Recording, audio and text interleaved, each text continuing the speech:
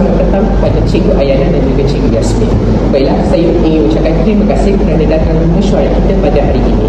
Mesyuarat kita pada hari ini bertujuan untuk membincangkan tentang program yang akan kita lakukan pada minggu hadapan, iaitu program pelancaran Hari Kemerdekaan. Tidak mengapa Tuan, ini merupakan salah satu tanggungjawab kami sebagai guru di sekolah ini. Betul tu, saya setuju dengan itu. Baiklah, kalau begitu, mari kita mulakan mesyuarat kita pada hari ini. Baiklah, mengikut perancangan sekolah kita, kita akan mengadakan program pelancaran bulan kemerdekaan bersempena dengan bulan Ogos yang akan diadakan pada tahun ini. Baiklah, mengikut rekod yang saya dapat daripada sekolah, pelancaran kemerdekaan ini melibatkan seramai 180 orang guru dan seramai 500 orang pelajar. Baiklah, adakah Cikgu Yasmin dan Cikgu Ayana ada apa-apa pendapat yang ingin diberikan?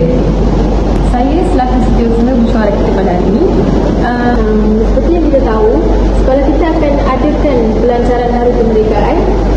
Cadangan tarikh pelancaran tersebut adalah pada 30 Ogos jam 8 pagi bertempat di padang sekolah kita. Memandangkan 31 Ogos itu merupakan cuti umum bagi seluruh warga sekolah. Saya harap semua bersetuju. saya bersetuju dengan cadangan Cikgu Ayana selaku setiausaha mesyuarat kita pada hari ini. Baiklah, saya pun bersetuju dengan pendapat Cikgu Ayana. Memandangkan 31 Ogos pada tahun ini jatuh pada hari cuti umum. Jadinya semua pelajar dan guru cuti pada hari itu. Jadi kita perlu buat sehari lebih awal berbanding dengan tarikh sebenar. Cikgu Ayana, bagaimana dengan pakaian murid dan pakaian guru pada hari itu? Mengikut perancangan, guru diminta untuk memakai pakaian tradisional yang melambangkan negara Malaysia, manakala pelajar pula memakai pakaian seragam sekolah. Baiklah, saya bersetuju dengan Cikgu Ayana dan saya maklum tentang pemakaian kita pada hari pelajaran kemerdekaan tersebut.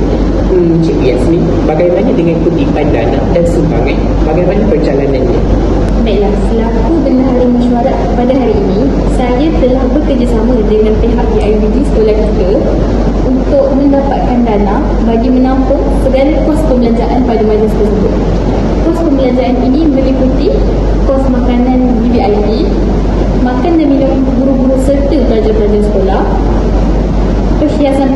perhiasan di padang sekolah kita serta gimmick pelancaran pada hari tersebut. Saya rasa itu sahaja pembelanjaan yang diperlukan. Saya berharap semua ahli mesyuarat dapat ambil maklum tentang kos perbelanjaan majlis tersebut. Baiklah, selaku pengerusi mesyuarat kita pada hari ini, saya maklum tentang kos pembelanjaan yang akan digunakan pada majlis tersebut. Kos pembelanjaan ini meliputi semuanya termasuk makan minum dan beberapa perkara lain. Baiklah, saya rasa saya akan tamatkan mesyuarat kita pada hari ini. Saya berharap agar Cikgu Ayana selaku setiausaha bersama dengan Cikgu Yasmin selaku bendahari pada majlis tersebut dapat melaksanakan tugas masing-masing dengan sempurna. Saya berharap agar majlis kita pada hari tersebut berjalan dengan lancar dan sempurna. Baik Tuan, kami akan cuba sebaik mungkin untuk melancarkan majlis tersebut. Dan saya berharap majlis dapat berjalan dengan lancar dan sempurna tanpa ada sebarang masalah yang berlaku. Terima kasih Tuan. Baik, sama-sama Cikgu Ayana dan Cikgu Yasmin.